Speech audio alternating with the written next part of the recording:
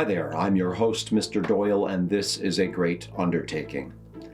The book The Running Man is a dark, brooding critique of class division, media control, the devastating effects of unregulated capitalism, and deep-rooted systemic oppression.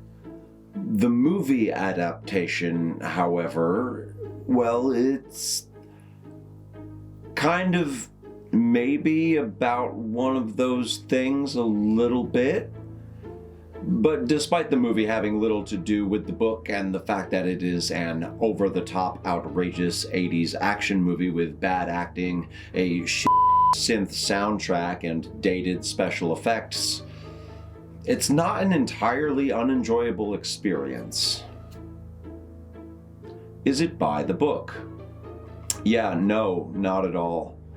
This movie is so loosely based on the book that even saying it is loosely based on the book seems like a gross overstatement of the truth. I knew that going in, just based on the brief description of the movie provided on Apple TV, so it wasn't a surprise when the movie went in its own direction immediately. Honestly, this movie has more in common with The Price is Right than it does with the book The Running Man. Media propaganda and controlling the narrative still play a major role, but there is a considerable difference in how this theme is portrayed, and that's really it. That's the only thing the book and the movie have in common. The impact of The Running Man and 80s futurism. Attempts to be futuristic back in the 80s were nearly always laughable, and this movie is the encapsulation of just how hilariously off base these misguided efforts can be. And here's the thing, when you watch The Running Man, it doesn't look like 2017, the year in which the movie is set. It looks like 1987, the year the movie was made. The hairstyles, the outfits, and overall aesthetic scream product of the 80s, and after some consideration, I finally understand why every 80s film that's set in the future just looks like it's set in the 80s. This is a what came first, the chicken or the egg situation, if ever there was one. The look and style the 80s was known for was in large part a result of this obsession with futurism that can be found throughout a vast portion of the 80s pop culture lexicon. Is lexicon the right word? Hold on, let me Google that. Lexicon.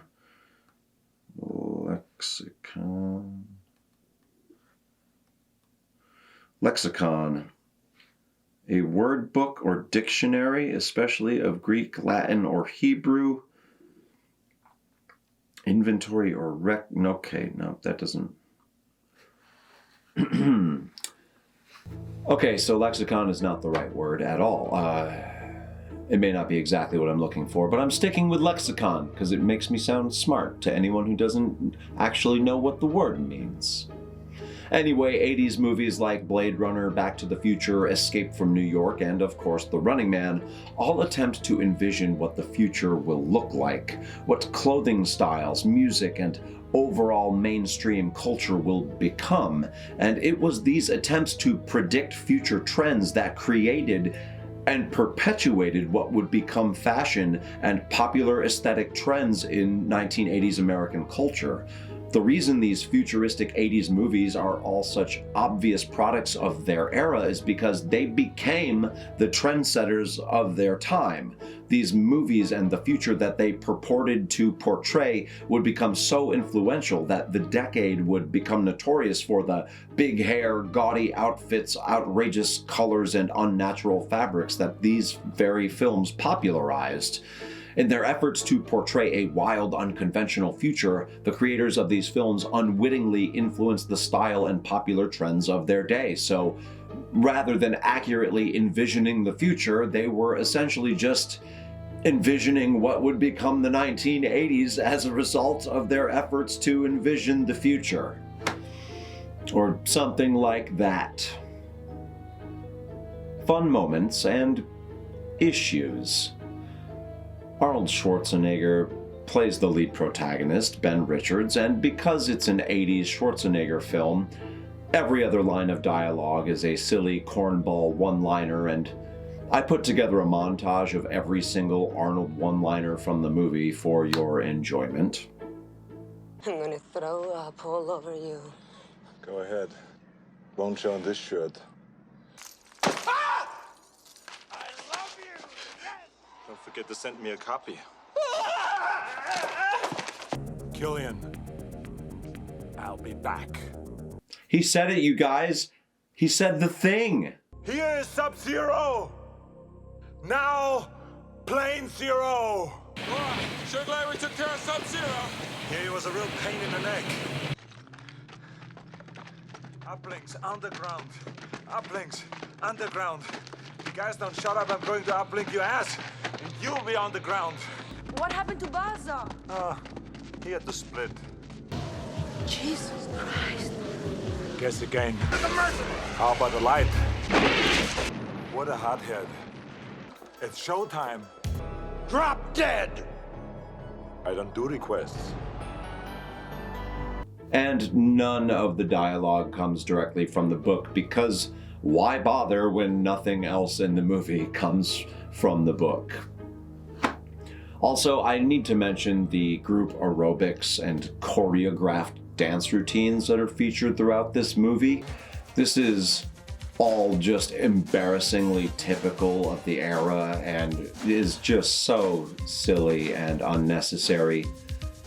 The shots, scenery, and cinematography are all pretty good. There is some unique camera work, and it's not entirely a cringy movie from a technical perspective. That's not to say this movie is not without its editing issues.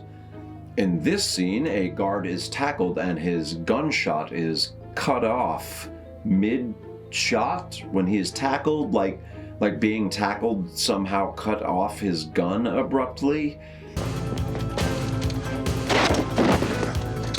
Yeah, that's not how guns work. Also, in this scene, Dynamo is clearly speaking, but there just isn't any dialogue to be heard. And finally, in this scene, we can hear Buzzsaw's chainsaw running, but in this shot, the chain is clearly not actually moving. I love the saw. The saw's part of me. And I'm gonna make it party.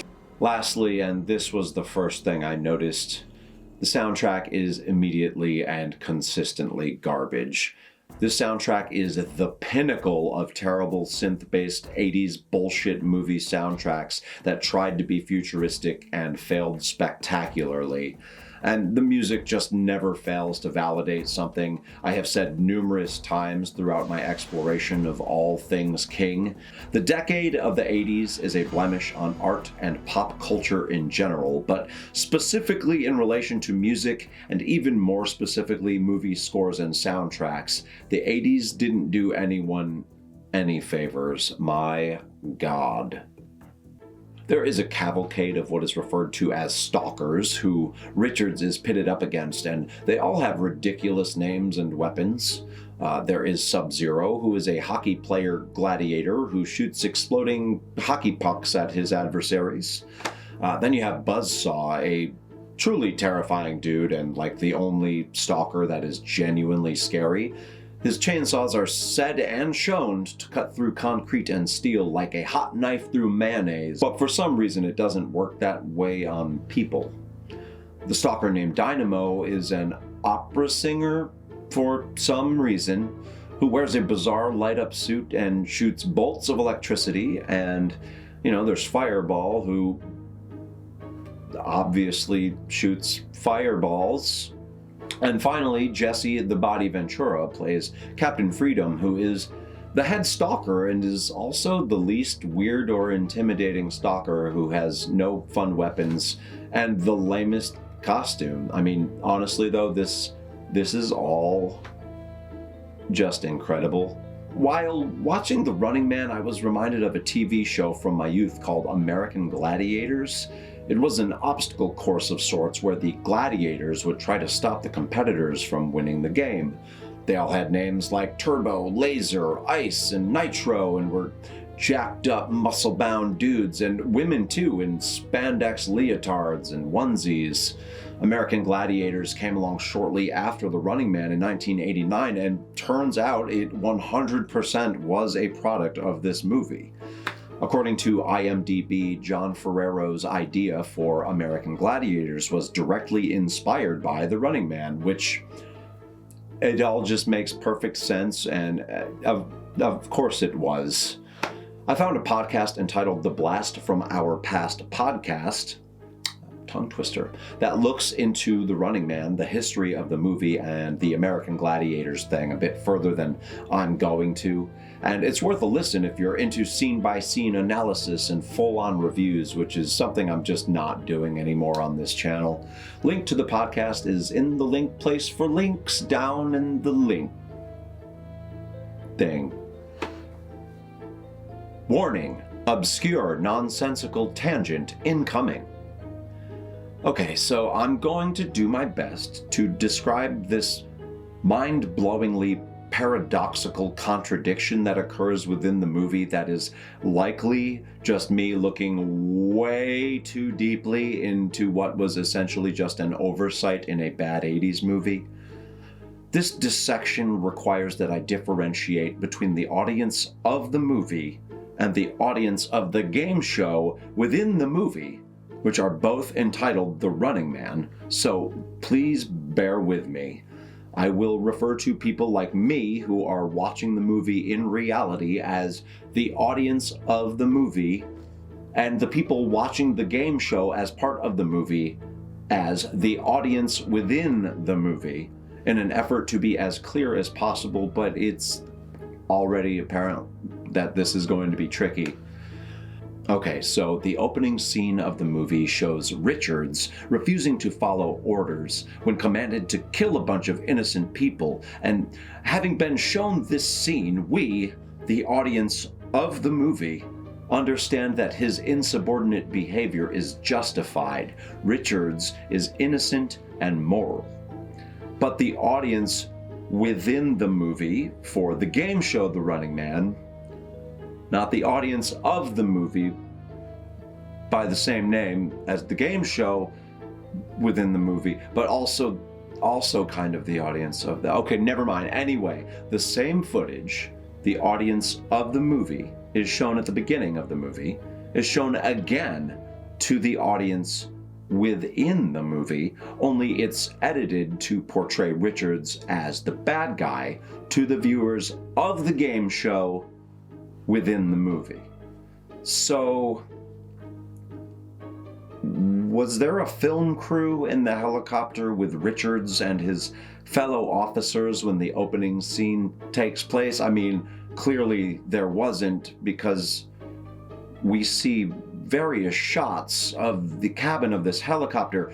Was the footage we were shown as the audience of the movie shot by a film crew that is invisible, which exists within the movie, which allows for them to repurpose the footage for the intro of the game show The Running Man within the movie The Running Man? How is it that they have this video footage of Richards in the helicopter that we are shown at the beginning of the film? They somehow just are able to edit the opening scene of the movie as if a film crew were there to record the whole thing, which then enables them to manipulate the first scene of the movie, even though it is never implied that they would have any reason to have this footage. Then the original unedited footage we are shown as the audience of the movie is brought back at the end of the movie to show the audience within the movie that Richards was indeed innocent and that he was framed. An actual hard copy of the video is procured, and it just reaffirms, or rather further confuses everything about this situation that I've already addressed. Multiple camera angles, some of which are from outside the helicopter, are shown. Close-ups of the scuffle, and even the shot of Richards taking the stock of a shotgun to the face from the perspective of Richards. The implication is the only reasonable explanation is that it's a glaring inconsistency that makes no sense and is a logical impossibility on its face. Had they, the producers of the show within the movie, created a reenactment, it would have worked fine. But instead, we, the audience of and within the movie, are shown literally the same footage from the beginning of the movie. I don't know if this is some bastardized version of breaking the fourth wall, but it somehow feels both mind-f***ingly insane and mind-numbingly stupid. One thing that is 100% objectively true, though, is that I am absolutely looking way too deeply into this bad 80s movie. Final thoughts. Well, this movie is most definitely not for everyone, and I'd personally be fine with never watching it again. But I have to admit there was an element of fun to it that I enjoyed, despite the movie having nothing to do with the source material. Also, it was much gorier than I had anticipated, and so that was a pleasant surprise. If you're into 80s movies and Arnold action movies, then you've seen this movie and you do not need me to tell you to watch it. However, if you're more interested in nuance and dynamics, good acting and substance, then this movie is absolutely not for you. So, I've been doing this whole Stephen King YouTube channel thing for over a year now, and as a result, I haven't had time to read books from other authors that I enjoy. I'm always working on the next King video and rereading his books in preparation, and I have a few books I've wanted to read for a while now that are just gathering dust. So next week I'm going to do something completely different and tell you about some of my other favorite authors, new and old, and recommend some books that some of my fellow constant readers would likely enjoy as well. New videos on this channel drop every Saturday at 10 a.m. Eastern Standard Time, so dunk your chicken fingers in some sweet and sour subscriber bell sauce to get notifications. Okay, goodbye. Be sure to click like and subscribe to the channel for my continued analysis of all things Stephen King, pretty please with blood and guts on top. My name is Mr. Doyle, and this has been a great undertaking.